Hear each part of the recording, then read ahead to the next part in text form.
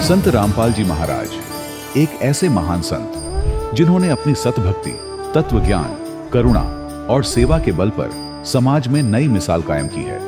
संत रामपाल जी महाराज की अगुवाई में उनके सभी सतलोक आश्रमों से समाज कल्याण के अद्भुत कार्यों ने समाज को सुनहरे भविष्य की एक नई उम्मीद दिखाई है। संत रामपाल जी महाराज से नाम दीक्षा लेने के बाद लाखों लोगों की लाइलाज बीमारियां जैसे कैंसर, एड्स आदि ठीक हुई। संत जी के ज्ञान से प्रेरित होकर उनके अनुयायियों ने लाखों यूनिट रक्तदान किया। संत जी ने लाखों बहन बेटियों का दहेज मुक्त विवाह करवाया।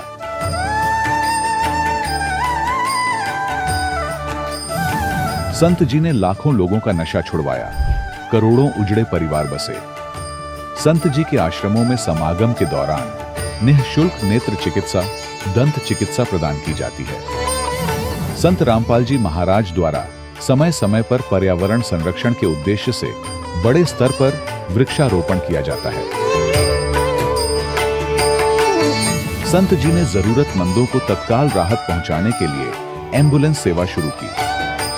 संत जी अपने अनुयायियों को देहदान के लिए प्रेरित करते हैं, जिससे मानवता की सेवा और चिकित्सा क्षेत्र में सुधार हो सके। संत रामपाल जी महाराज के सभी आश्रमों में हर रोज निःशुल्क भंडारा आयोजित किया जाता है, जहां हर वर्ग, हर जाति और हर धर्म के लोग एक साथ बैठकर भोजन करते हैं।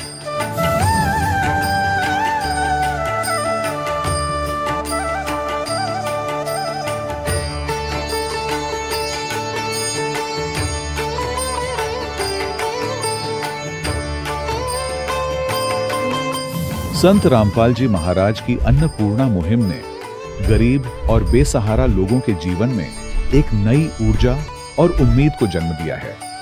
घर घर खाद्य सामग्री और जरूरी मदद पहुंचाकर संत रामपाल जी महाराज ने लोगों को दुख और मजबूरी से लड़ने की ताकत प्रदान की है।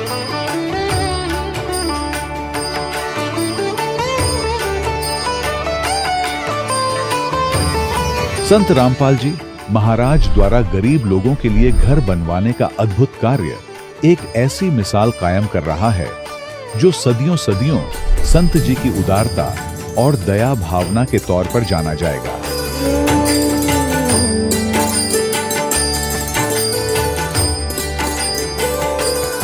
संत रामपाल जी महाराज के आश्रम में हजारों बुजुर्गों को सम्मान और प्यार के साथ जीवन जीने का अवसर मिलता है। उनके खाने, रहने और स्वास्थ्य की पूरी जिम्मेदारी संत रामपाल जी महाराज उठाते हैं। अनाथ बच्चों के लिए संत रामपाल जी महाराज के सभी आश्रम किसी वरदान से कम नहीं। यहाँ उन्हें शिक्षा, संस्कार और भविष्य के लिए बेहतर अवसर प्रदान किए जाते हैं। चाहे बाढ़ हो, भूकंप या महामारी, संत रामपाल जी महाराज और उनके अनुयायी हमेशा ही जरूरतमंदों के लिए सबसे आगे खड़े रहते हैं।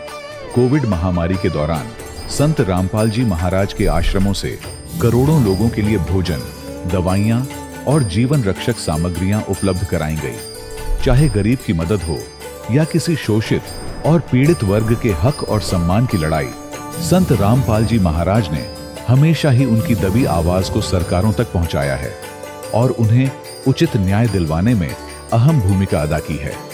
समाज में आध्यात्मिक और सामाजिक मूल्यों के प्रति जागरूकता लाने में संत रामपाल जी महाराज हर कदम पर मानवता के सच्चे सेवक साबित हुए हैं। संत रामपाल जी महाराज का जीवन हमें सिखाता है कि सच्ची सेवा वही है जो निस्वार्थ भाव से की जाए। आइए हम भी इस महान सेवा के कार्य में इस महान संत से जुड़ें और संत रामपाल जी महाराज से नाम दीक्षा लेकर अपने जीवन को धन्य बनाएं।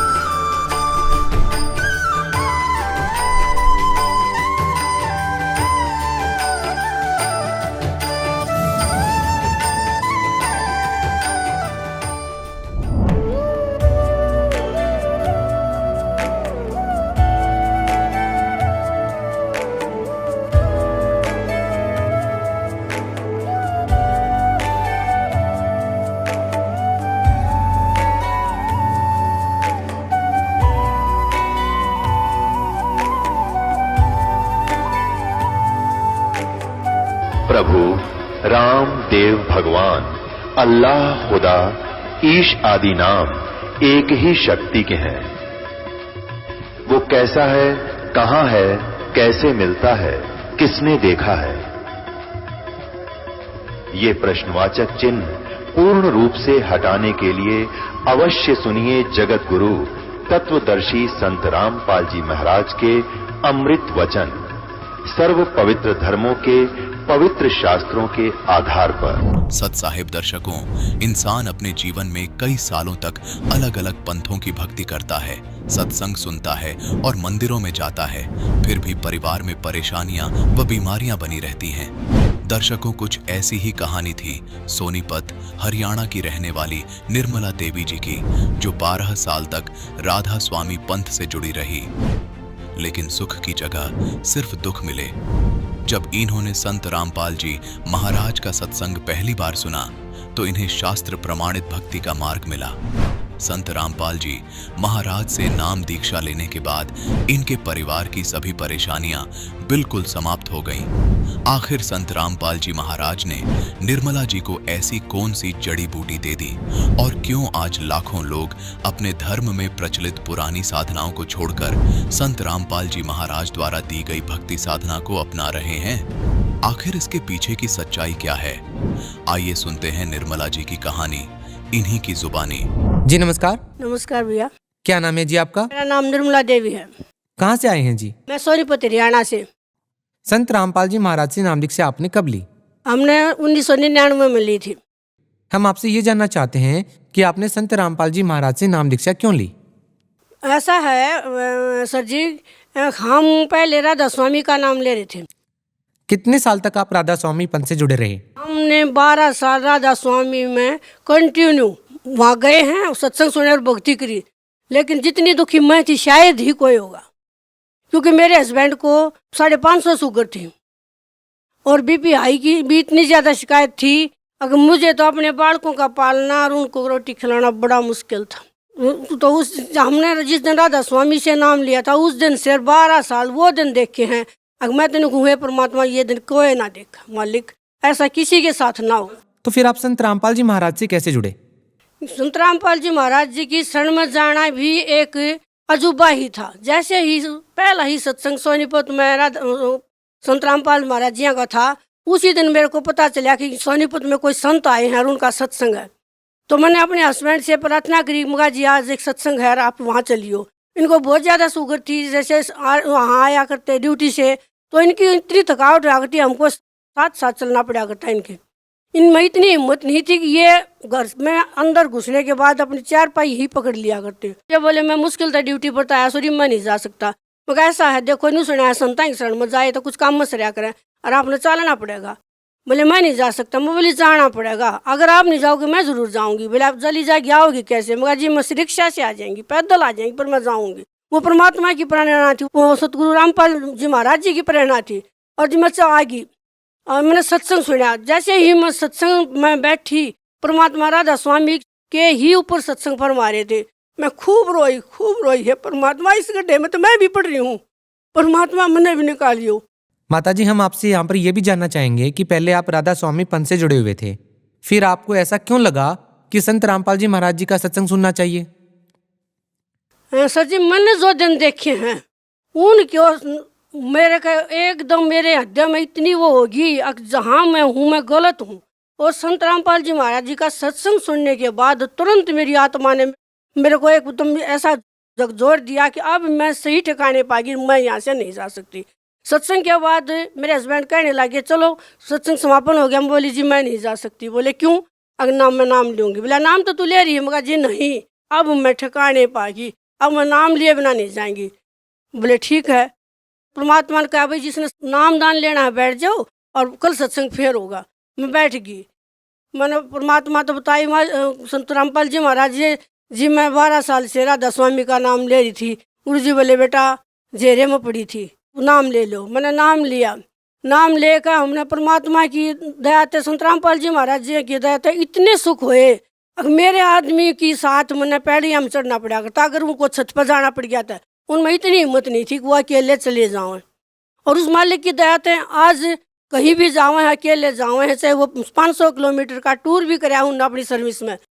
माता जी, आपसे एक बात और पूछना चाहेंगे कि 12 साल तक आप राधा स्वामी पंथ से जुड़े रहे हैं और अब आप संत रामपाल जी महाराज जी से जुड़े हुए, आपके जीवन का इतना समय 2 संतों के सानिध्य में बीता है। तो हम आपसे ये जानना चाहेंगे कि दोनों संतों की भक्ति विधि में क्या अंतर आपको लगता है और आपकी जिंदगी में अब संत रामपाल जी महाराज जी से नाम दीक्षा लेने के बाद क्या बदलाव आए हैं? सर, जब मैं राधा स्वामी से जुड़ी हुई थी तो मेरे घर में भूत प्रेत की इतनी ज्यादा बाधा थी, मेरे छोटे लड़के को बहुत ज्यादा, और मुझे बहुत दिक्कत आई थी। जब मैंने संत रामपाल जी महाराज जी का नाम ले लिया, फिर लड़के को भी दवा दिया, उसके बाद मेरे घर में इतने सुख हो गए। अब मैं बताना चाहूँ परमात्मा मुझे क्या क्या सुख हुए इससे। और अब संत रामपाल जी महाराज की दया से मेरे पति की शुगर बिल्कुल नॉर्मल आ गई, और मैं भी बीमार थी, मेरे भी हाइपरथायराइड था। संत रामपाल जी महाराज की दया से आज मैं 1 पैसे की भी दवाई नहीं लेती। इतना परमात्मा की दया से हमारे घर में सुख हो गया, क्योंकि वो भक्ति काल की भक्ति कर रहे थे। और जब भी मैंने उसी दिन सत्संग में जब सुना, संत रामपाल जी महाराज जी ने बताया कि उनके ये मंत्र हैं, और वो मैंने सुना तो मैंने ये उसी टाइम परमात्मा के चरणों में सिर टेक दिया और मैंने नामदान ले लिया। इससे पहले आप राधा स्वामी पंथ से जुड़े हुए थे। आपको ऐसी कौन सी वो बातें लगती हैं जो संत रामपाल जी महाराज ने राधा स्वामी पंथ से अलग बताई, हटके बताई, जिनको सुनने के बाद आपने संत रामपाल जी महाराज जी से नाम दीक्षा ली और वो बातें आपको कहीं और जानने को नहीं मिली? ऐसा है जी, रामपाल जी महाराज जी की शरण में आने के बाद हमने सत भक्ति मिल गई, शास्त्र आधारित प्रमाण सहित कि हम भी पढ़े लिखे हैं, और हमारे गुरु जी ने जो ज्ञान बताया संत रामपाल जी महाराज जी ने, वो ज्ञान हमने खुली आंखों से पुस्तकों में पढ़ा है। हमारे गुरु जी गीता से, 4 वेद, 18 पुराण, कुरान शरीफ, गीता से जो प्रमाणित ज्ञान दे रहे हैं उससे, और हमारे गुरु जी के मंत्रों में वो शक्ति है जिससे हमारे को दिन प्रतिदिन लाभ हुए हैं। देखिए, आपने कहा कि संत रामपाल जी महाराज की शरण में आने के बाद आपको बहुत सारे लाभ मिले हैं। तो सवाल यहाँ पर यह है, जब आप राधा स्वामी पंथ से जुड़े हुए थे तब आपको ये लाभ क्यों नहीं मिल रहे थे? जी, राधा स्वामी सत्संग में जब हम जाया करते, हम बहुत दुखी थे, तो मैं जिस भी बहन भगतनी तो मिलती तो मैं ये पूछा करती, अगर मेरे ये कष्ट है, तो वो ये कहा करते कि ये तो देखो भोगने ही पड़ेंगे, ये तो आपके कर्म का है। जब कर्म ही नहीं करते तो बताओ हम कैसे सुखी हो सके थे। और जब हमने रामपाल महाराज जी यहाँ सत्संग सुना, ये पता लग गया कि ये शास्त्र अनुकूल साधना नहीं है, शास्त्र विरुद्ध साधना है, और कर्म कटेंगे शास्त्र अनुकूल साधना से। तो हमने फिर अपने रामपाल महाराज जी यहाँ नाम ले लिया। उसके बाद मेरे इतने सुख हुए परमात्मा की दया से कि मैं बयान नहीं कर सकती। सुबह से शाम तक भी और शाम से सुबह तक भी इतने। एक बार हम सत्संग में जा रहे थे और वो था बारिश का मौसम था, तो रास्ते में हमारे भगत जी को पैरालाइज हो गया बस में, और भीड़ थी बहुत ज़्यादा। जैसे हम रोहतक उतरने लगे तो रास्ते में उस भीड़ में उतरने लगे तो कहने लगे मेरा तो शरीर काम नहीं कर रहा। मैं बोली क्या बात होगी? बोले मेरा तो पैरालाइज हो गया, मेरा पानी काम कर रहा गोडे से नीचे। हमने उतारा, बस से उतार कर ना हम सवारी करने लगी क्या हो गया। मैं बोली जी इनको तो पैरालाइज हो गया। बोले जी डॉक्टर के ले जाओ। मैं बोली नहीं, हमारे तो डॉक्टर करोथा में बैठे हैं। बोला जी आप पहले डॉक्टर के ले जाओ। मैं कहा नहीं, हम नहीं ले जा सकते। हम जी करोथा ले गए। परमात्मा ने जाते हैं दूर से बोले संत रामपाल जी महाराज जी ने अकाजे बेटा आगे न। गुरु जी बोले बेटा इसने लाठी दे दो। भगत जी ने परमात्मा की दया से, संत रामपाल जी महाराज जी की दया से एक दिन लाठी के सहारे, दूसरे दिन डंडे के सहारे, तीसरे दिन बंदी छोड़ सतगुरु रामपाल जी महाराज की दया से कूदते आए। सर जी 1 पैसे की भी दवाई नहीं ली। 3 दिन में बंदी छोड़ सतगुरु रामपाल जी महाराज की दया से पैरालाइज का, और जबकि सुई मार के देख ली थी, ये कर लिया था इस बात का सेटिस्फेक्शन, वाक्य में पैरालाइज था। तो कैसे नहीं उनको भगवान नहीं माना। इतने बड़े बड़े चमत्कार हुए हैं। एक बार मेरे लड़के को भी एक्सीडेंट हो गया था, मालिक ने कति ऐसे बैठा दिया लड़का साइड में, उसको खरोच भी नहीं आई, जबकि बाइक बिल्कुल टूट गई। एक बार लड़के को अब 27 साल का है, उसको हार्ट अटैक की प्रॉब्लम होगी, इतनी उल्टी होगी, बुरा हाल हो गया। उस मालिक की दया है, आज परमात्मा बंदी छोड़ की दया से बच्चा ठीक ठाक से। जबकि लिखने वालों ने ये लिख दिया था उसकी जन्म पत्री में कि इसके आगे उसका जीवन नहीं है। और मैं उस दिन रोई थी, मालिक आज तेरी शरण में ना होती मेरा बेटा नहीं था, और क्या करती मैं उसके परिवार का। आज बंदी छोड़ तू रामपाल जी महाराज की दया से बहुत बहुत लाभ हुए हैं। इतने लाभ हुए हैं, सुबह से शाम तक बताऊं तो वो कम पड़ जाएगा समय। माता जी देखिए, संत रामपाल जी महाराज के सभी भक्त कहते हैं कि जो भी संत रामपाल जी से नाम दीक्षा लेता है वो नशा छोड़ देता है, जबकि लाखों करोड़ों लोग ऐसे हैं नशा कर रहे हैं जो अन्य धर्म पंथों में हैं या अन्य भक्ति साधनाएं कर रहे हैं। हम आपसे ये जानना चाहते हैं, क्या वास्तव में संत रामपाल जी महाराज से नाम दीक्षा लेने वाला हर व्यक्ति नशा छोड़ देता है, जो भी नशा करता है? जी, ये सतगुरु रामपाल जी महाराज की वचन की शक्ति है और ये उस परमात्मा के मंत्रों में ये शक्ति है कि एक बार ये मंत्र उच्चारण कर ले, मात्र एक बार मंत्र लेने के बाद मंत्र उच्चारण कर लेगा भगत भाई कोई भी या कोई माता बहन भी बीड़ी पियो है या लाश है, दोबारा वो उस तरफ मुंह नहीं कर सकती है। उस बंदी छोड़ सतगुरु रामपाल जी महाराज की शब्द में इतनी शक्ति है। क्या आपके परिवार में कोई नशा करता था? सर जी, मेरे हस्बैंड भी नशा कराया करते, उनको बहुत समझाने के बाद भी नहीं माना करते। कई बार शाम ना आते, सच्चे बच्चे काफी के सो जाए, उनको ना पता लग गया, बहुत समझाया, लेकिन जिस दिन संत रामपाल जी महाराज जी का नाम लिया उस दिन के बाद उन्होंने कभी हाथ नहीं लगाया। और संत रामपाल जी महाराज की दया से इतने सुख हो गए घर में, बहुत ज्यादा। जी, आप भगत समाज को क्या संदेश देना चाहेंगे? भगत समाज को मैं ये हाथ जोड़ कर प्रार्थना करना चाहूंगी, खास करके आज भी जो मेरे भाई बहन राधा स्वामी में फंस रहे हैं, मेरे रिश्तेदार भी फंस रहे हैं, उनसे करबोध हो गया, प्रार्थना करना चाहूंगी अपना मनुष्य जन्म बचाने के लिए आ जाओ उस भगवान की शरण में। ये पूर्ण परमात्मा बंदी छोड़ कबीर साहिब के स्वरूप में रामपाल महाराज जी के शरीर में आ रहे हैं और अपना आत्म कल्याण करा लो। ये सच्ची भक्ति दे रहे हैं, शास्त्र अनुकूल, और अपना बेड़ा पार करा लो। इतने सुख सबने देवा है हमारे गुरु जी संत रामपाल जी महाराज। बहुत बहुत धन्यवाद माता जी। साहिब दर्शकों, अभी आपने सुने संत रामपाल जी महाराज से दीक्षा प्राप्त करके सुखी हुए भक्त के अनुभव। अब देखिए जगत गुरु तत्वदर्शी संत रामपाल जी महाराज के मंगल प्रवचन। वहां ब्रज के अक्षेत्र को डबोना चाहता था वर्षा गणी करके, फल डला करके। तो श्री कृष्ण जी ने उसके सारे उस प्रयत्न को, फल डलाने के उद्देश्य को, उस गोवर्धन पर्वत को अपने हाथ से उठाकर आसमान में काफी ऊंचा कर दिया और पूरी व्रज नगरी के ऊपर के वो पहाड़ छा दिया। इंद्र ने खूब अपना प्रयत्न कर लिया, सारी वर्षा कर ली और सारी सोख ली उस पहाड़ ने, गिरिराज ने, और ब्रज की रक्षा होगी। इंद्र ने हार मान ली श्री कृष्ण जी से। फिर वो पर्वत वापस रख दिया। अब लोग, उन धार्मिक गुरुओं ने ये भ्रमणा फैला रखी है कि जो गोवर्धन उस गिरिराज की परिक्रमा कर ले उसका बेड़ा पार हो जाएगा। पुण्यात्माओं, ये अज्ञान का एक लंबा इतिहास है। अब यहां पर धर्मदास जी उसी उद्देश्य से वहां गए हुए थे। तो धर्मदास जी सुबह सुबह स्नान करके उस तालाब में, जिसमें यह बताया जाता है कि श्री कृष्ण जी जब ग्वाले थे, यहाँ पर गौवें चराया करते थे, इस सरोवर में स्नान किया करते थे। तो उस जोड़ में सभी स्नान करते हैं, उसको तीर्थ मान के उसमें स्नान किया। और प्रतिदिन जो वो नित्य नियम अपना करते थे, गीता जी का पाठ और भी जो अपना मंत्र जाप करते थे, उसके लिए चादर बिछाकर कुछ स्थान को लीप कर गाय के गोबर और मिट्टी मिला करके एक पवित्र मानते हैं, उसको स्वच्छ किया। वहां पर चादर बिछाकर बैठिए और अपना नित्य नियम करने लगे। नित्य नियम का अर्थ होता है प्रतिदिन की जाने वाली धार्मिक क्रियाएं। तो सुबह का जो नित्य नियम वो करने लगे, उसमें क्या क्या करते थे? श्री कृष्ण यानी विष्णु जी की मूर्ति साथ रखते थे, उसको स्नान कराते हैं।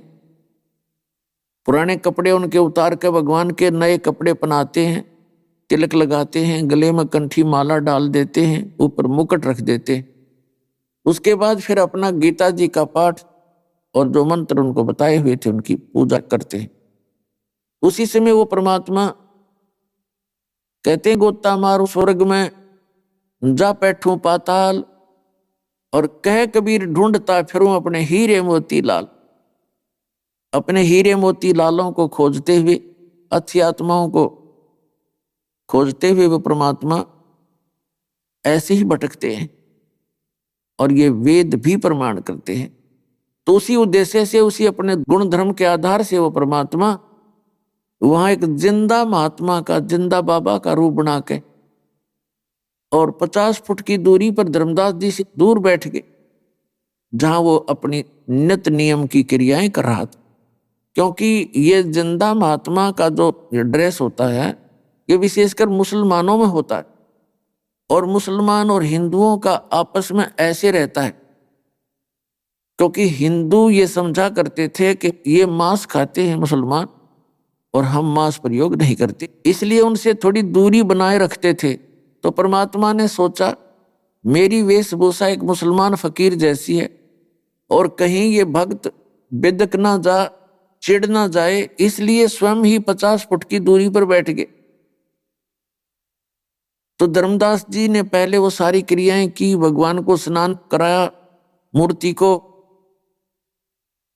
और फिर उनको वस्त्र पहनाए, फिर लगे गीता जी का पाठ करने। जब वो गीता जी का पाठ करने लगे तो कबीर साहब उससे 10 फुट की दूरी पर आकर बैठ गए। धीरे धीरे जब देखा कि इसको कुछ सुहा रहा है, मुझसे नफरत नहीं कर रहा है, और वो धर्मदास जी ने ये सोचा कि मुसलमान फकीर होकर के मेरे ज्ञान सुनने की रुचि रखता है, तो वो उसने कोई उसमें विशेष जो है बाधा नहीं की और ना ही उसका कोई दुख माना, और खुश हुआ कि ये मुसलमान मेरा ज्ञान सुनना चाहता है, इसको सुना देता हूं। गीता जी के वैसे तो हम प्रतिदिन संस्कृत ही पढ़ा करते थे, लेकिन उसके साथ अनुवाद भी जो था उसके आधार से वो अनुवाद भी करके सुनाने लग गया धर्मदास जी। अब परमात्मा ऐसे गर्दन हिला रहे थे। धर्मदास जी ने सोचा बड़ी रुचि बन गई है इस संत की, और भी गीता जी के मुख्य मुख्य श्लोक सुनाए। फिर परमात्मा निकट आकर थोड़ा सा और आगे को सरके और कहा कि हे वैष्णु महात्मा, क्योंकि धर्मदास जी ने भी वही सारी वेशभूषा बना रखी थी जैसे वैष्णु साधु बनाते हैं। लंबा सा तिलक होता है या नाक पर पूरा, और एक गले में एक कंठी माला होती है, एक तुलसी की लकड़ी की एक कमनके की माला होती है, और साथ में उसने वैसा ही एक वेशभूषा बना रखी थी। तो परमात्मा ने कहा कि हे वैष्णु साधु, मैं परमात्मा का प्यासा हूं। परमेश्वर ने स्वयं, ओए अब इस काल ने पुण्यात्माओं हमारे को कितना भ्रमित कर दिया। हमारे पिता ने, हमारे परमात्मा ने हमारे निकट आने के लिए अब क्या क्या फार्मूले अपनाने पड़ते हैं। आंखों से आंसू आते हैं जब परमात्मा की हम ये प्रक्रिया देखते हैं कि हम कितने नालायक हैं। इस गंदे लोक में, इस गंदे ज्ञान से हम कितने ओतप्रोत हो गए। एक पल का भरोसा नहीं किसका यहाँ 1 मिनट में जीवन नाश हो जाए, और फिर शेष बच्चे वे सारे उसी क्रिया में दृढ़ हैं। हमें कभी चिंता भी नहीं बनती कि ये गया, हम क्या नहीं जाएंगे एक दिन। यदि किसी को विवेक होता है, चिंता बनती है, तो ये ठग बैठा दिए जगह जगह इस काल ने भ्रमित करने वाले संत। इसलिए परमात्मा ने हमारे तक पहुंचने के लिए स्वयं ही आना पड़ता है, क्योंकि समर्थ के आगे काल का दाव नहीं लगता। तो वो स्वयं आकर के हमें ये बताना चाहते हैं कि तुम्हारा उद्देश्य क्या है और आपकी साधना ठीक नहीं है। जब परमात्मा ने कहा, ओए ए महात्मा जी, मैं परमात्मा का प्यासा हूं और मुझे यथार्थ भक्ति की आवश्यकता है। मैंने बहुत ज्ञान सुन लिया, लेकिन मेरी आत्मा की संतुष्टि नहीं हो पा रही। पर आपका जो ज्ञान है मुझे कुछ अच्छा सा लग रहा है, मेरी आत्मा कुछ खिंची है आपकी तरफ। इन बातों को सुनकर धर्मदास बड़ा प्रसन्न हुआ, बड़ा प्यार से बोला, आजा भाई भगत, बैठ जा, आपको ज्ञान सुनाता हूं। पूरा लग गया बताने से। राम कृष्ण ये पूर्ण परमात्मा है, विष्णु जी के अवतार आए थे और सर्वशक्तिमान हैं। गीता जी का ज्ञान श्री कृष्ण जी ने बोला, श्री कृष्ण जी विष्णु जी हैं, ये सर्वशक्तिमान हैं, अजरो अमर हैं, और ये पूर्ण परमात्मा है, सारी सृष्टि का रचनहार है, इनकी भक्ति से ही मोक्ष होता है। और तब परमात्मा ने कहा, देखो महात्मा जी, मैं हूं भटका हुआ प्राणी, और जब तक मेरी शंकाओं का समाधान नहीं होगा मैं आपका फॉलो नहीं कर सकता। तो पहले मेरी शंकाओं का समाधान कीजिए, तब मैं आपका शिष्य बनूंगा, कबीर साहब भगवान बोले। तब धर्मदास जी ने कहा कि देखो भक्त, मैं तो एक भक्त हूं और मैं शिष्य नहीं बना सकता। अगर यदि आपकी रुचि बने और दीक्षा लेना चाहो तो मैं अपने पूज्य गुरुदेव जी श्री रूपदास जी से आपको दीक्षा दिलवा सकता हूं। मैं दीक्षा देने का अधिकारी नहीं हूं। और यदि अनधिकारी व्यक्ति किसी को नाम देकर शिष्य बनाता है तो बड़ा अपराधी व्यक्ति है, क्योंकि वो डुप्लीकेट लाइसेंस बनाता है, डुप्लीकेट पासपोर्ट बनाता है, वो उसके जीवन का नाशक है। परमात्मा ने कहा कि ठीक है, आप मेरी कुछ शंकाओं का समाधान करो। अभी आप जी ने बताया, परमेश्वर कबीर जी ने धर्मदास जी से प्रश्न किया कि अभी आप जी ने बताया कि श्री विष्णु जी सर्वशक्तिमान हैं और सबके मालिक हैं, यही पूजा के योग्य हैं, इनसे हटकर कोई भगवान नहीं है, सुप्रीम पावर है, यही 3 रूप धारण करते हैं। ब्रह्मा बनकर उत्पत्ति करते हैं, विष्णु बनकर जो है सतीथि करते हैं और शिव का रूप धारण करके संहार करते। ऐसा धर्मदास जी बता रहे थे भगवान के सामने। तो परमात्मा ने कहा कि अभी आपकी इस पुस्तक से आपने बहुत कुछ प्रमाण दिया, तो ये क्या चीज है जो आप ले रहे हैं, पुस्तक का नाम क्या है? तब धर्मदास जी ने कहा कि ये पवित्र ग्रंथ है, श्रीमद् भगवत गीता है, और ये भगवान श्री कृष्ण जी ने अपने मुख कमल से बोली है। और भगवान श्री कृष्ण स्वयं विष्णु जी ही आए हुए थे हमें ज्ञान देने के लिए, अर्जुन के माध्यम से ये पूरे मानव के कल्याण के लिए वाणी बोली है। तो परमात्मा ने कहा कि आप कह रहे हो कि ये गीता का ज्ञान श्री कृष्ण यानी विष्णु जी ने बोला आपके शब्दों में। कहा जी, और आप इनको अजरो अमर भी बता रहे हो। कहा जी, ये तो बिल्कुल सत्य है।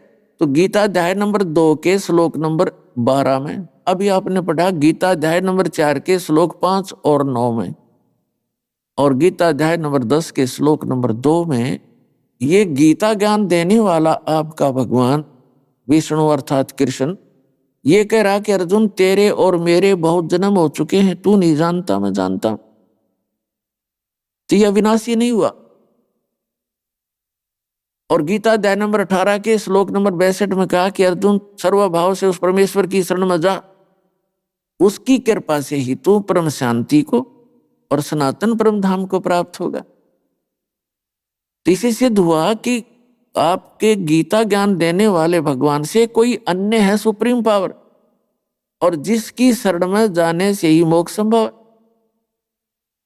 अब धर्मदास तो सुन हो गया, इबाग और के बतावे, उस दिन वो अक्षुब्ध हो गया, कहने लगा ए भगत, तू हमारे देवी देवताओं के साथ ऐसी अभद्र टिप्पणियां कर रहा है, तो उनको नासवान बता रहा है। परमात्मा बोले मैं नहीं बता रहा, आप बता रहे हो, मैं तो आपको समझा रहा हूं कि आपने ऐसे ऐसे बोला था। अब धर्मदास जी नाराज हो गए, क्योंकि पुण्यात्मा जो श्रद्धालु होते हैं वो ड्योटी होते, ड्योटी मान समर्पित होते हैं, और उन्होंने थोड़ा सा दुख माना। तो परमात्मा अंतर ध्यान हो गए उसके सामने से, अंतर ध्यान हो गए तो उसने सोचा कि वो आम आदमी नहीं था, ये आम आदमी नहीं था, ये तो परमात्मा थे। और फिर उस गीता जी को पुनः देखा, जब वो अंतर ध्यान हो लिया रोते रोते ने, उन्होंने सारी साची थी, क्योंकि परमात्मा कहते हैं आपका भगवान यो गीता ज्ञान दाता वैसे तो श्री कृष्ण नहीं है, श्री कृष्ण में प्रवेश करके वो काल बोल रहा है, ब्रह्म बोल रहा है, जो इनका ब्रह्मा विष्णु में इसका पिता है और दुर्गा जी का पति है। वो कह रहा है 7वें अध्याय के 8, 9, 10 मंत्रों में कि इन बुद्धिमानों की बुद्धि और बलवानों का बल मेरे हाथ में है, रिमोट से चलाता हूं इनको। अब जैसे पुण्यात्मा आप जी गीता पढ़ा करते, विशेषकर हिंदू समाज के पुण्यात्मा जो भक्त हैं, और हम भी पढ़ा करते, जब तक हमारी बुद्धि का रिमोट इस काल भगवान के हाथ में था हम पढ़ जाया करते, सोचने की आवश्यकता नहीं समझते थे ये लिखा क्या है। और ऐसे ही बलवानों का बल मेरे हाथ में है, ये काल कहता है गीता ज्ञानदाता। अब जैसे जब अर्जुन से युद्ध करवाना था तब तो उसमें पावर दे दी, वही गांडीव धनुष था उसका, और मारे था एक के 20 में का तीर जावे थे और सब भगदड़ मचा दे था। और फिर वही अर्जुन श्री कृष्ण जी की मृत्यु के उपरांत उन्हीं के आदेशानुसार उस द्वारका की स्त्रियों को, क्योंकि सब नर खत्म हो गए थे आपस में लड़के, 56 करोड़ यादव थे आपस में लड़ मरे थे और कत्लेआम हो गया था इनका, आपस में कटके मर गए थे। 56 करोड़ यादव कंप्लीट नाश हो गए थे, केवल जो गर्भ में बालक थे लड़की या लड़के वही शेष रहे थे। तो स्त्रियों को लेकर के साथ उसी धनुष के साथ वो चल रहा था। रास्ते के अंदर भीलों ने, जंगली लोगों ने अर्जुन को पीटा और सभी स्त्रियों के गहने छीन लिए, कुछ औरतों को भी भगा ले गए साथ में। और अर्जुन खड़ा खड़ा कांप रहा था, हाथ नहीं उठा उसका, ना वो धनुष उठा। तो उस समय अर्जुन श्री कृष्ण को कोस रहा था कि तूने हमें सदा धोखा ही धोखा दिया, रिश्तेदार होकर भी ना बख्शा तूने हमारे को। जब मुझसे युद्ध करवाना था जब तो तूने पावर दे दी और कितने जीव हिंसा कर डाली मैंने सूरवीर बन के, और आज मेरे तो वही धनुष है, आज ये हाथ भी ना उठता मेरा और मैं खड़ा खड़ा देख रहा हूं, कायर की तरह खड़ा हूं।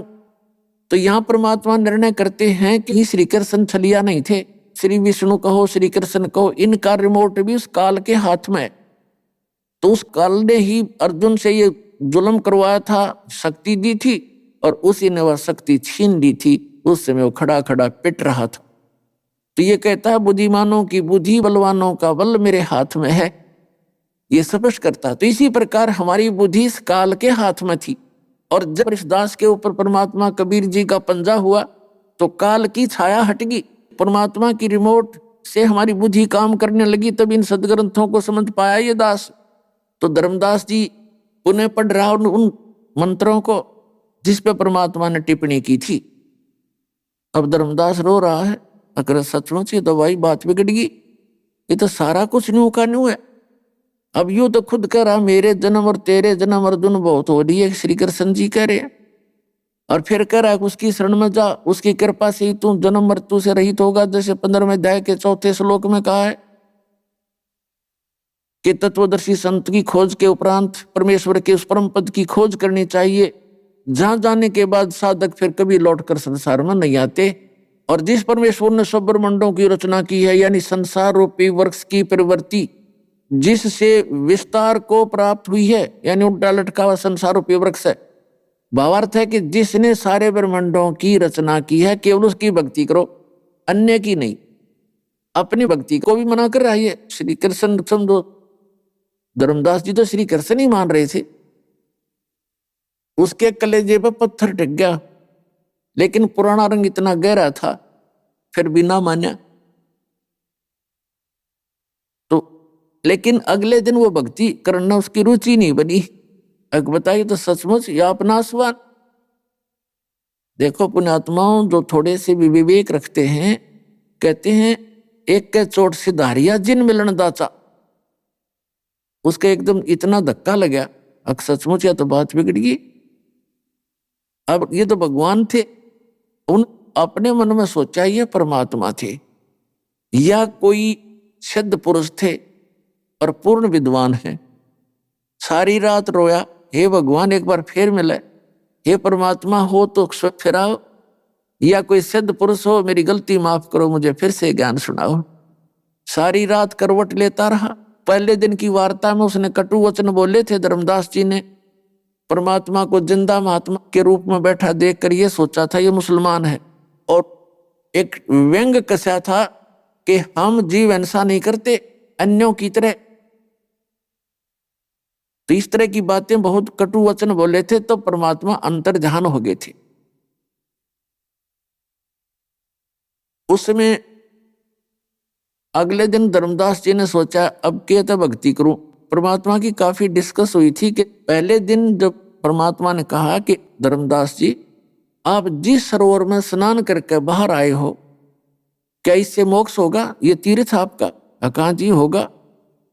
अरे इसमें आपसे पहले ये जीव जंतु, मछली, कछुए, मेंढक, ये सारा जीवन इस समय व्यतीत करें, ये कितना मोक्ष हो दिखते। तो इस तरह की बहुत सी बातें परमात्मा ने उसे डिस्कस की थी, जिससे वह क्षुब्ध हो गया था। अब उसको सारी बात समझ में आवा कि सचमुच हम तो एक दिन नहावा इस तीर्थ में, और ये मेंढक, कछुए, मछली, इसी के अंदर जीव जंतु सारे ही रहते, एक दूसरे को उसने खा रहा है, उसको खा रहा है, इनका बुरा हाल हो रहा है, इनको कहाँ चैन है? क्या तीर्थ में नहाने से शांति होती है? इनको पहले होनी चाहिए जो इसमें मछली है, कछुए हैं, मेंढक हैं। अब फिर बुद्धि काम करने लगेगी परमात्मा के ज्ञान के बाद। उसको कुछ दिखाई देने लगा कि सचमुच हम तो गलत रास्ता चल पड़े। हे परमात्मा, एक बार फिर आइए, एक बार फिर से दर्शन दो, मैं सारी बात सुनूंगा। अब सुबह उठा धर्मदास जी, वो अपने नित्यनेम करा करता हुआ, घंटी घंटी बजाया करता, भगवान ने नवाया करता, वो छोड़ छाड़ दी क्योंकि रुचि नहीं बनी। अगले दिन फिर उसने क्या किया, वक्त से उठा, जैसा भी उसने अपना लिपा पोती करके, मड प्लास्टर करते हैं, लीपते हैं गाय के गोबर और मिट्टी को मिला करके, तो वहां पर भोजन बनाया। भोजन बनाने के लिए चूल्हा चढ़ाया, लकड़ी लाई, एक मोटी लकड़ी, उसमें सहयोगी लकड़ी लगा के आग जला दी, ऊपर अपना सब्जी बनाई, फिर रोटी पोई, भात बनाई। अंधेरा था, सुबह वक्त से उठा, वो लकड़ी जलती जलती चूल्हे के पास आगी, वो मोटी लकड़ी, वह बीच से थोची थी, होलो थी, और उसमें कुछ वो गीलापन भी था क्योंकि जंगल से तोड़कर लाया था, थोड़ा थोड़ा गीलापन था, ज्यादा नहीं। तो उसमें क्या था कि जो थोथी लकड़ी थी लंबी 2-2.5 फुट की, वो जलती जलती आकर के 8-9 इंच की शेष रह गई थी। उसमें से चींटियां निकल रही थी मुंह में अंडे लेकर, और बाहर निकलने की चेष्टा करें, आगे से तो जल रही थी अग्नि से, बाहर निकलने की चेष्टा कर रही थी। कुछ तो धुएं से, जो थोथी लकड़ी में से धुआं और उसकी झल आ रही थी, तपत आ रही थी अग्नि की, उसमें जल रही थी। बाहर निकलने की चेष्टा कर रहे थे तो उस लकड़ी के एंड में आखिर में एक तरल पदार्थ सा उबलता है, पानी सा, हीट के कारण, तो वो निकलने की चेष्टा करें, उसके अंदर गिरे, चटक देसी मर जावे। अब धर्मदास ने ये सारा कुछ देखा, कौतुक, सारा शरीर कांप गया उस भगत आत्मा का। अरे आज तो मैंने जुल्म कर दिया, हे भगवान, ये तो बहुत लंबी लकड़ी थी और ये तो सारी जल गई, और इसमें तो ना जाने करोड़ों की संख्या में चींटी होंगी, और ये तो सभी जल गई। हे भगवान, मैं तो पाप का भागी हो गया। तुरंत पानी डाला, जल डाल के उसको बुझाया लकड़ी को, जितनी रोटी बन गई थी सो बन गई, आगे नहीं बनाई। तकरीबन भोजन तैयार हो चुका था। अब उसने बहुत दुख हुआ, हे भगवान, आज कौन सा पाप आगे अड़ गया मेरा, इतने ढेर सारे पाप आज ही हो गए, हे भगवान अब क्या करूं। थोड़ी देर में उसने अपने आप प्रेरणा हुई कि आज मैं निराहार रहूंगा और ये भोजन किसी साधु संत को खिला दूंगा, मुझे दोष नहीं लगेगा। अपने ही आप उसने ऐसा संकल्प लिया, अपनी बुद्धि से ऐसा विचार करके उस सारे भोजन को एक थाली में रख के ऊपर सुंदर स्वच्छ कपड़ा डाल के संत की तलाश में निकल लिया। आगे क्या देखा वो परमात्मा, जैसे हिंदू लोग जिनको साधु मानते हैं, ये दाढ़ी बड़ी हो और लाल से कपड़े हो, सिर पे बड़ी जटा हो, गले में माला हो, या कति नी वस्त्र हो तो एक लंगोट हो, बाकी राख रमा रखी हो, या मूंड मुंडा रखा हो, कति उस तरह फिरा रखा और लाल कपड़े जरूर हो, तो हम ऐसे को साधु मानते। इनमें से एक की वेशभूषा में परमात्मा वहां बैठ गए एक वृक्ष के नीचे, कबीर परमेश्वर जी साधु के रूप। धर्मदास जी की दृष्टि गई कि संत बैठा है, चलो भोजन खिलाते हैं। परमात्मा के पास जाकर के अन्य रूप धारण किए बैठे थे भगवान, और धर्मदास जी ने कहा कि ले महाराज जी भोजन पालो, भूख लगी होगी। परमेश्वर ने कहा धर्मदास जी से कि हाँ धर्मदास जी, भूख लगी है बच्चा। अब धर्मदास जी ने देखा कि मैं तो इसको जानता नहीं, ये मेरे नाम से कैसे परिचित है। आपे मन में विकल्प किया, सोचा मैं भंडारे करता रहता हूं, धर्म बहुत करता रहता हूं, साधु कभी आया होगा वहां भोजन छकने के लिए मेरे घर पर। तो वो सारी की सारी थाली भगवान के आगे रखती और कहा महाराज जी भोजन पा लो। अच्छा भाई। परमात्मा अपने पास कबीर जी एक करमंडल रखा हुआ था, जल का भरा हुआ लोटा, जैसे साधु संत रखा करें, उसमें से थोड़ा सा जल उठाया और कोई मंत्र बुदबुदाया और ऐसे छींटे मारे भोजन पे सारे पे। उसी समय क्या हुआ, देखते ही देखते सारी की सारी रोटी और सब्जी जो भी चावल बना रखे थे सबकी चीटी बन गई और सबके मुख में अंडे, और ऐसे सारी थाली काली होगी कीड़ियों से, चींटियों से, और वो थाली से बाहर निकलने की चेष्टा करने लगी तो भर गई थाली चारों तरफ से। अब परमात्मा उसी रूप में आ गया जिस वेशभूषा में पहले दिन जिस रूप में चर्चा हुई थी उस प्यारी आत्मा धर्मदास जी से। तब परमात्मा ने कहा, ए बोले आदमी, कल क्या कर रहे थे आप कि हम जीव हिंसा नहीं करते, तेरे से तो कसाई भी अच्छे, तेने एक के दिन में इतने जीव मार दिया, मुझे ये पाप का भोजन खिलाने आया था, मुझे लज्जा नहीं आई। अब देखकर उसी परमात्मा के रूप में चरणों में गिर गए, बुरी तरह रोने लगे। ऐसे परमात्मा ने कई बार लीलाएं की। अब थोड़ा सा चित्रण आपको सुनाते हैं। पुण्यात्माओं, सौभाग्य पुण्यात्माओं का, पुण्यकर्मी प्राणियों का, आप जी को ये स्थान प्राप्त हुआ जहां पर यथार्थ ज्ञान दिया जाता है और यथार्थ भक्ति विधि बताई जाती। पहले तो इस काल के लोक में, विशेषकर इस कलयुग में, किसी प्राणी के पास एक सेकंड का भी टाइम नहीं है। किसके लिए? एक पेट के लिए सारा दिन पागल कुत्ते की तरह भटकता है, सौ पाप करता है, इधर उधर झूठ बोलता है, और फिर भी कोई ना कोई हानि का सामना उसको करना ही पड़ता है। और यदि हम परमात्मा की शरण में आ जाएं, 2 रोटी भगवान सबको देता, शाम और सुबह सबकी व्यवस्था करता है। हम इस बात को भूल चुके हैं और स्वयं चतुर बन गए हम कि हम ही कर रहे हैं। पुण्यात्माओं, प्रत्येक प्राणी चाहता है घर में मेरे पास कार हो, बढ़िया कोठी हो और गणाए धन हो, बैंक बैलेंस हो, और सब दिन रात ऐसे ही कर रहे हैं। लेकिन कितने धनी हुए हैं, कितने के पास कार बनी है? केवल उन्हीं के पास जिनके पूर्व संस्कार पुण्य अच्छे थे, धर्म अच्छा किया हुआ। वो व्यवस्था कहीं ना कहीं से मालिक अवश्य उपलब्ध कराता है, उनकी व्यवस्था करता है, और बाकी के वही उसी तरह प्रयत्न कर रहे हैं, उतनी ही वो सारा कुछ छल कपट कर रहे हैं, और वो वहीं के वहीं खड़े हैं, साइकिल भी नहीं उनके पास। तो परमात्मा कहते, तुमने उस दरगाह का मैल नहीं देखा और धर्मराज के तिल तिल का लेखा। ऐसे गीता जी अध्याय नंबर 7 के श्लोक नंबर 29 में कहा कि अर्जुन, जो मेरे ज्ञान का आश्रय करके तत्वदर्शी संत की खोज कर लेता है, तो तत्वदर्शी संत से उसको ये ज्ञान होता है, वो परिचित होता है, तो वो व्यक्ति केवल जरा और मरण से ही छूटने का प्रयत्न करता। जरा माने वृद्ध अवस्था और मरण माने मृत्यु। इन 2 वस्तुओं के लिए ही वो भक्ति करता है। फिर अन्य वस्तु की डिमांड इस गंदे लोक की वो नहीं करता। क्योंकि वो तत्ब्रह्म से, यानी परम अक्षर ब्रह्म से, गीता ज्ञान दाता से, अन्य जो सुप्रीम पावर है उस ब्रह्म से और सारे अध्यात्म ज्ञान से और सभी कर्मों से वो परिचित होता है। तो पुण्यात्मा, उस तत्वदर्शी संत या तो परमात्मा आए थे, या फिर उन जिन महापुरुषों को वो मिले थे उनको वो ज्ञान बताया था, उन्होंने अपना अनुभव परमात्मा से प्राप्त ज्ञान लिख दिया।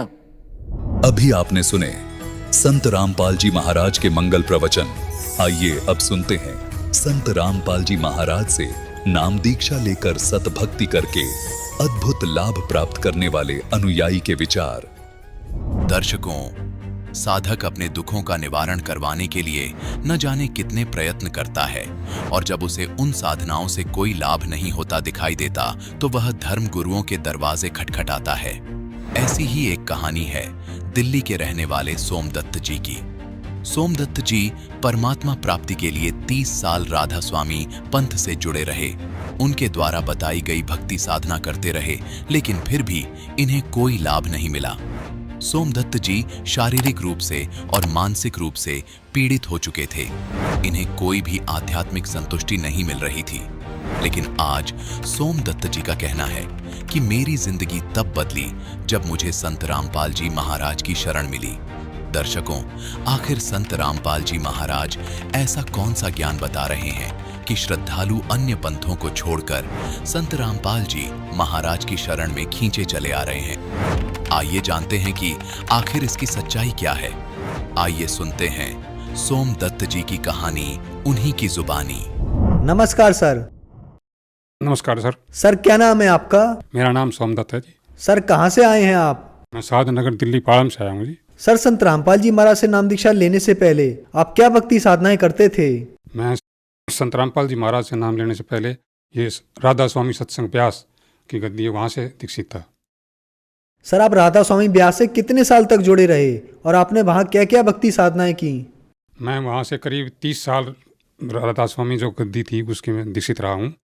और जैसे वो भक्ति बताया करते थे वैसे अपने मतलब दिल से करते भी थे, लेकिन कोई विशेष लाभ उसमें नहीं होता। वो उसमें 5 मंत्र देते थे, ज्योत निरंजन, ओंकार, रंकार, सोहंग और सतनाम, लेकिन उसका विशेष लाभ कोई नहीं मिला जी। बस करते रहे। फिर एक बार हमारी पत्नी को जो है पित्त की थैली में जैसे पथरी थी तो उसको बार बार दर्द उठता था। तो हम उसके इलाज के लिए काफ़ी मतलब वैद्यों से भी दिखाया, उधर भी दिखाया। डॉक्टरों का तो ये इलाज था कि इसका ऑपरेशन करवाना पड़ेगा, लेकिन पत्नी हमारी ऐसे थोड़ी कमज़ोर दिल की है, उसने कभी ऑपरेशन के लिए तैयारी अपनी करी नहीं। 31 मार्च 2005 की बात है।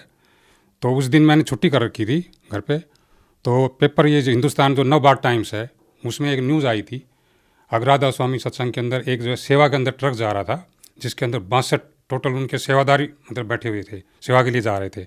ब्यास जो गद्दी थी उनकी वहाँ पे अमृतसर के पास में जो ब्यास गद्दी है उनकी, वहाँ जैसे वो ब्यास पे पहुँचे, मेन जो GT रोड है अमृतसर की साइड से एक जो ट्रक लक्कड़ का भरा हुआ आ रहा था, इधर से ये सेवादार जो जा रहे थे। तो दोनों करीब होते हैं मेन रोड पर करीब 60-65 की तो स्पीड आम होती है जो है व्हीकल की। तो दोनों आपस में एकदम ऐसे भिड़ गए। तो जो लक्कड़ वाला जो था वो तो सब लक्कड़ ऐसे बिखर गए, और ये जो सेवादार जो जा रहे थे इनके भी जो है लाशें ऐसे बिखर गई जैसे बेर बिखर जाते हैं रोड के ऊपर। और उसमें से एक भी नहीं बचा था, इवन ड्राइवर भी वहीं ख़त्म हो गया था, 62 की 62 खत्म हो गई। और उसमें ज़्यादातर जो है ऐसे थे नौजवान लड़के, कोई 30 साल का था, कोई 35 साल का था, कोई 40 साल का था, हमारे जैसा बुजुर्ग कोई 60-65 का, उसमें कोई 1-2 ही था। अब परमात्मा की सेवा में जा रहे हैं वहाँ, और उसको परमात्मा समझते थे भाई चलो हमारी हर तरह की राहत मिलती है, भाई शारीरिक भी, मानसिक भी, जैसे भी आध्यात्मिक, लेकिन उसी के दर पे जा रहे हैं और वहीं जा करके सारे ख़त्म हो गए। तो वो जैसे मैंने न्यूज़ उस दिन देखी, पढ़ी पेपर के अंदर, तो मुझे बहुत दुख हुआ, बहुत रोना आया, मैं सारा दिन रोता रहा। और मुझे एक ही चीज़ उससे मतलब आभास हुआ कि भाई ये भगवान नहीं है, हम तो ऐसे ही जो है काल के चक्कर में कहीं फंसे हुए थे। मतलब ऐसी घृणा हो गई। उनका अप्रैल के अंदर फिर सत्संग था, अप्रैल के अंदर जो सत्संग होता उनका 3 दिन का राधा स्वामी पंथ का, तो वो डेट उनकी जैसे फिक्स थी, उसमें जाना था। मेरे पुराने साथी थे जैसे जाया करते थे उपदेशी राधा स्वामी पंथ से, उस दिन मैं नहीं गया, 3 दिन नहीं गया, मैं घर पे रहा। हालांकि छुट्टी भी थी, वो सेकंड सैटरडे पड़ता है उसमें 2 दिन का, तो 1 दिन की छुट्टी कर लेते थे, लेकिन मैं घर पे ही रहा, नहीं गया। तो उसका टेलीफोन आता है मेरे साथी का जो बिल्कुल निजी था, जिसको मैंने वहाँ से उपदेश भी दिलवाया था। वो कहने लगा ये आप सत्संग में आज नहीं आए, क्या बात हुई भाई साहब? मैंने कहा मुझे भाई ये तो काल का मार्ग है, ये तो भगवान नहीं है, यहाँ तो बहुत बड़ा धोखा हो रहा हमारे साथ में, मैं इसमें नहीं जानता। परमात्मा कहीं धरती पे होंगे तो उस परमात्मा की खोज करेंगे अब तो। ऐसा मैंने कह के उनको टाल दिया। वो नाराज़ होने लगा, कहता आपने इतने जीवों को जोड़ दिया, आप कैसे कर रहे हो, ये परमात्मा नहीं है। मगर आपने न्यूज़ देखा सुना था, अभी 31 मार्च की बात है, 31 मार्च 2005 में पेपर में नवभारत टाइम्स में आप पढ़ के देखना, आपके पास रखा होगा, तो 2-3 दिन पहले की बात है मुझे ये। और वो कहने लगे जी देखा था, लेकिन ये तो प्रारब्ध के अनुसार भुगतना ही पड़ता है। मुझे इसमें प्रारब्ध क्या करेगा बताओ? जब हम परमात्मा की शरण में जा रहे हैं, उसको भगवान मानते हैं, तो हमें इन दुखों से, कष्टों से भी राहत नहीं मिलती है, तो फिर क्या भक्ति करने का क्या फ़ायदा हमारा? यानी मेरे बिल्कुल घृणा हो गई जब तक मेरे को संत रामपाल जी महाराज से कोई मतलब किसी तरह का भी कोई मतलब भेद नहीं मिला था। तो फिर वो नाराज़ हो गए, कहने लगी ऐसे कैसे चलेगा, आपने तो इतने जो है इतने साल भक्ति करी, छोड़ दिया, काल के उल्टे आप ही काल के मार्ग में चले गए, हमें कह रहे हो काल का मार्ग बता रहे हो। मगर जो कुछ भी है मैं तो ये जो है इधर झाँकूंगा भी नहीं। इसके बाद मैंने उनको स्पष्ट बोल दिया। तो सर आपने बताया कि आप राधा स्वामी डेरा ब्यास की 30 साल तक भक्ति करते रहे, लेकिन आपको बहुत बड़ा झटका लगा जब राधा स्वामी ब्यास की तरफ 62 लोग जा रहे थे और ब्यास के आउटर पर पहुंचते ही उनका एक्सीडेंट हुआ और वो 62 के 62 की मौत हो गई, जिससे आपको लगा कि राधा स्वामी डेरा ब्यास जो है वो असली भक्ति नहीं है बल्कि एक काल का मार्ग है, गलत भक्ति है। तो फिर संत रामपाल जी महाराज की शरण में आप कैसे आए? उसके बाद क्या होता जी, चैनल चलता था तो मैं चैनल पे और भी जैसे धार्मिक के संत महंतों के सत्संग जैसे प्रवचन आते रहते हैं, धार्मिक चैनल पे मैं सुनता रहता था, भाई कौन क्या कह रहा है नहीं कह रहा। तो वो जो खास कोई विशेष मुझे छोटी मोटी उनकी बातें कोई लगती थी वो नोट कर लेता था पेपर पे, लेकिन जो दिल से संतुष्टि नहीं हुई। फिर करते करते जो है ये करीब सितंबर 2005 की बात है, तो जैसे ही मैं वो धार्मिक सत्संग देखता था तो करीब 8:30 बजे का टाइम होता था उन दिनों। तो गुरु जी का जो है ये रामपाल जी महाराज, संत रामपाल जी महाराज का चल रहा था प्रोग्राम। तो मैंने देखा ये संत तो मतलब अजीब से ही लग रहे हैं और ये बता रहे हैं, वो शेरा वाली का जब जिक्र करते थे, शेरा वाली जो माता है अष्टांगी, इसका जैसे हम 5-7 उपदेशी बैठ जाते थे तो ये चर्चा होती थी जी आदि कुमारी है। पूछते थे भाई एक तरफ तो इसको आदि शक्ति कहते हैं, दूसरी तरफ कहते हैं जी ये जय माता की बोलते हैं। ये बात समझ में नहीं आती, भाई माता जी तो कोई विवाहित औरत को बोलते हैं, कुंवारी लड़की को तो माता जी नहीं कहते। तो मतलब किसी के पास ये संतोषजनक जवाब मिलता ही नहीं था, ये मतलब संदेह रहता था। लेकिन उस दिन बाई चांस जो है ऐसा हुआ, परमात्मा संत रामपाल जी महाराज का वो चैनल खुल गया, उस पर देखा तो वो यही चर्चा शेरा वाली माता के ऊपर ही बोल रहे थे। अगर भाई ये जो शेरा वाली माता है ना, ये जो है एक विवाहिता औरत है और ये ज्योति निरंजन जो काल है ये इसका पति है। जैसे ही मैंने ये दो मेरे कान में जैसे लफ्ज पड़े, जस्ट टीवी खुलते ही, तो मेरे को खुशी का ठिकाना नहीं रहा और मैंने सोचा भाई भगवान आज मिल गए मुझे, जब जिसकी तलाश थी ना वो भगवान आज मिल गए। उसके बाद हम जो है आश्रम गए और ये 10 सितंबर 2005 की संत रामपाल जी महाराज से दीक्षा ली। सर, संत रामपाल जी महाराज से नाम दीक्षा लेने के बाद आपको क्या लाभ प्राप्त हुए? सबसे बड़ा लाभ तो सर ये हुआ कि जिस मतलब मोक्ष मार्ग जिसे कहते हैं भाई ये मनुष्य जन्म मोक्ष मार्ग के लिए मिला है, वो सबसे बड़ा फायदा है कि हमें मोक्ष मार्ग संत रामपाल जी महाराज की कृपा से हमें मिला और उसको जैसे उन्होंने बताया है उसी के अनुसार हम उसका अनुसरण कर रहे हैं। दूसरा कुछ शारीरिक भी लाभ हुआ, मानसिक लाभ भी, जैसे कुछ टेंशन जैसे बनी रहती थी, कोई काम धंधा करते थे उसमें शरीर भारी भारी रहता था, काम भी करते थे लेकिन शरीर में ऐसे नहीं जैसे किसी ने कोई टन वजन रख दिया हो सिर पे, ऐसा शरीर रहता था, मतलब हल्का फुल्का नहीं महसूस करते थे अपने आप को। जैसे रामपाल जी महाराज से दीक्षा ली उसके बाद शरीर ऐसे एकदम हल्का फुल्का हो गया और एक तरह से मतलब अंदर खुशी सी मतलब छाई रहती है, कोई उदासी महसूस नहीं होती। जब हमने 10 अप्रैल 2005 को संत रामपाल जी महाराज से दीक्षा ली तो उस टाइम हमने कोई किसी प्रकार की भी प्रार्थना नहीं करी थी अलग से, भाई ये हमारे पास ये कष्ट है, हमारे ऊपर ये कष्ट है जी दूर कर दो। तो पत्नी को जो है 13-14 साल से पित्त की थैली में पथरी थी और 13-14 साल से हमने डॉक्टरी इलाज भी करवाए, लेकिन उन्होंने डॉक्टरी इलाज में यही कहा था कि इसका ऑपरेशन के सिवाय और कोई चारा नहीं है। लेकिन जैसे ही हमने 9 सितंबर 2005 में जैसे ही संत रामपाल जी महाराज से दीक्षा ली, उसके तुरंत उसी क्षण से आज तक वो पित्त की थैली का दर्द बिल्कुल ही हमारी पत्नी को नहीं होता है। फिर उसके बाद उसको जीवन दान भी, मेरी पत्नी को जीवन दान भी 1-2 दफ़े परमात्मा ने दिया है। पहली दफ़े तो ये 24 अगस्त 2011 की बात है, उस समय जो है इसी वजह से शुगर की जैसे प्रॉब्लम ज़्यादा बढ़ जाती है तो मैंने उनको एडमिट करवा रखा था। तो जैसे उन्होंने 19 तारीख से इलाज शुरू किया तो उसकी तबीयत बजाय ठीक होने के गिरती चली गई। तो मैंने देखा दवाई ट्रीटमेंट भी दे रहे हैं फिर भी उनकी तबीयत गिरती जा रही है, क्या कारण है? अब डॉक्टर भी नहीं बता रहे, दवाई पे दवाई दे जा रहे हैं, क्योंकि पैनल हमारा वैसे सर्विस किया करते थे सरकारी हॉस्पिटल को पैनल पे मिला हुआ था तो वो अपने दवाई दे रहे थे, चल रहा था। 24 तारीख तक मतलब इतनी गिरावट में आ गई, अगर मैंने अंदर से उम्मीद छोड़ दी थी शायद इसको ऐसे ही डेड बॉडी लेके जानी पड़ेगी। तो 24 तारीख को जैसे दिन की बात है, जैसे खाना हॉस्पिटल का आता है मरीज़ के लिए, मेरा अलग से जो है लड़की लेके आई थी, मैंने खाना अपना भी खा लिया, उसने भी खाना खा लिया था। तो वो आधे घंटे के लिए जैसे मरीज़ की आंख लग जाती है तो बेड पर जैसे सो गई थी, कुछ सो रही थी, कुछ अर्धचेतन अवस्था में थी। तो उसको एकदम से इतनी ज़बरदस्त हंसी आई, ज़ोर से खिलखिला के हंसी खूब। फिर मैंने सोचा कि इसकी आंख तो बंद है, खिलखिला के हंस रही है, क्या कारण है, चलो जब ये उठेगी तो पूछेंगे।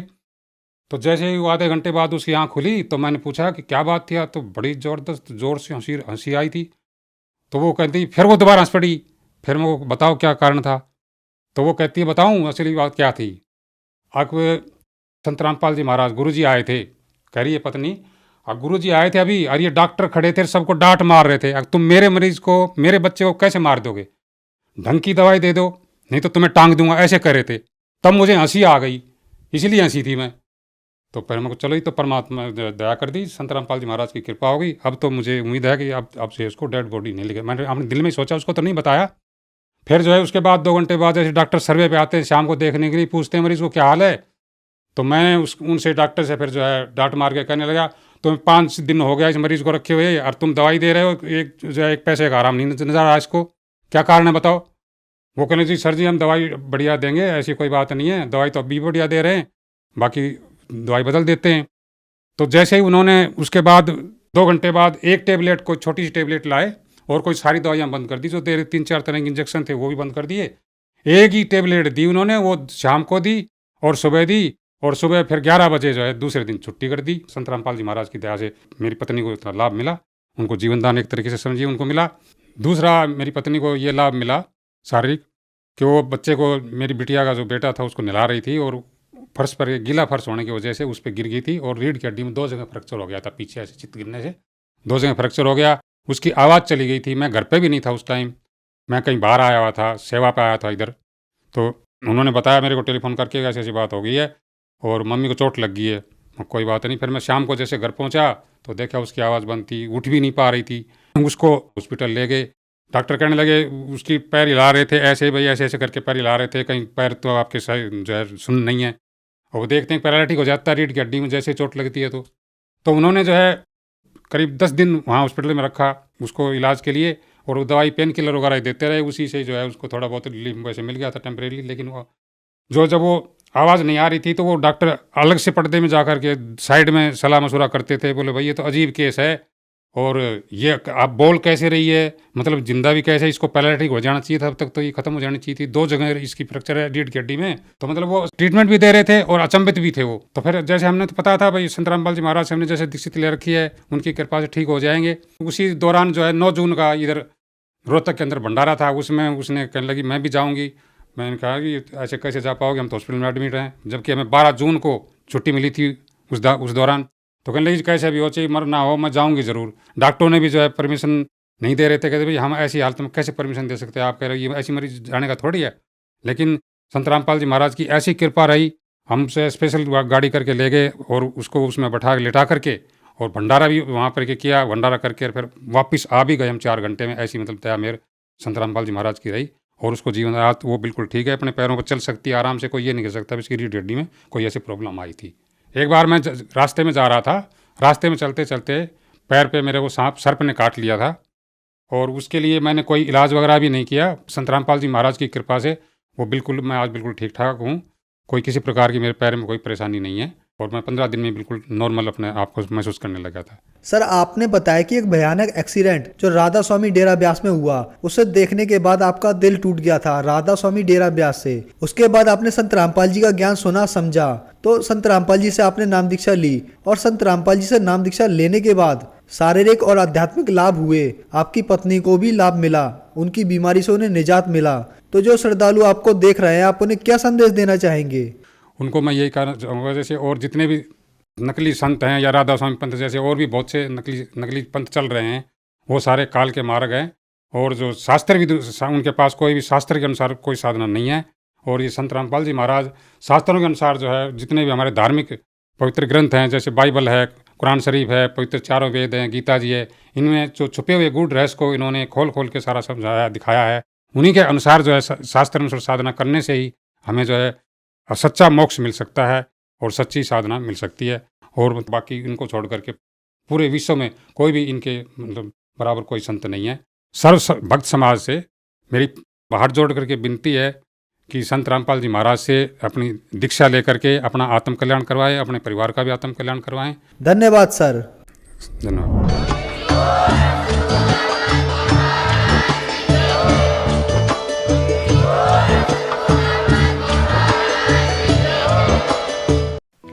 आप सुन रहे थे जगत गुरु तत्वदर्शी संत रामपाल जी महाराज के मंगल प्रवचन। अधिक जानकारी के लिए संपर्क करें।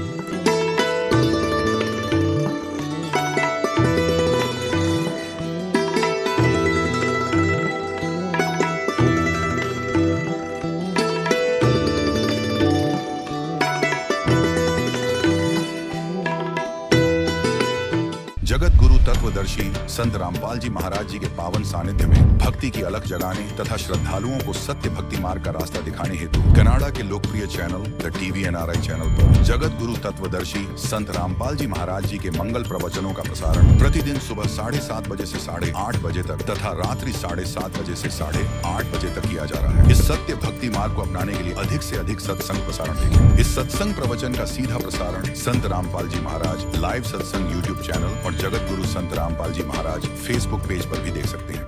कबीर जादिन सतगुरु भेटिया तादिन लेखे जान, बाकी समय व्यर्थ गया बिना गुरु के ज्ञान।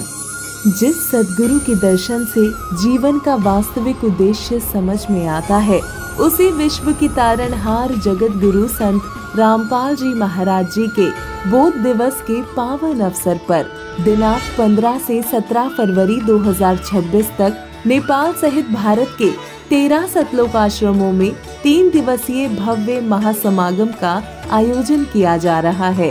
इस ऐतिहासिक अवसर पर होंगे अखंड पाठ, विशाल सत्संग समारोह, विशाल भंडारा, दहेज मुक्त विवाह, रक्तदान शिविर के साथ साथ निशुल्क नेत्र जांच शिविर एवं दंत चिकित्सा शिविर। आप सभी नगर एवं ग्राम वासियों से विनम्र निवेदन है कि परिवार सहित पधार कर इस अद्वितीय महासमागम की शोभा बढ़ाएं। इस कार्यक्रम का सीधा प्रसारण सतलोक आश्रम श्री धनाना धाम से 17 फरवरी 2026 को सुबह 9:30 बजे से श्रद्धा टीवी चैनल और संत रामपाल जी महाराज YouTube चैनल तथा संत रामपाल जी महाराज फेसबुक पेज पर भी किया जाएगा।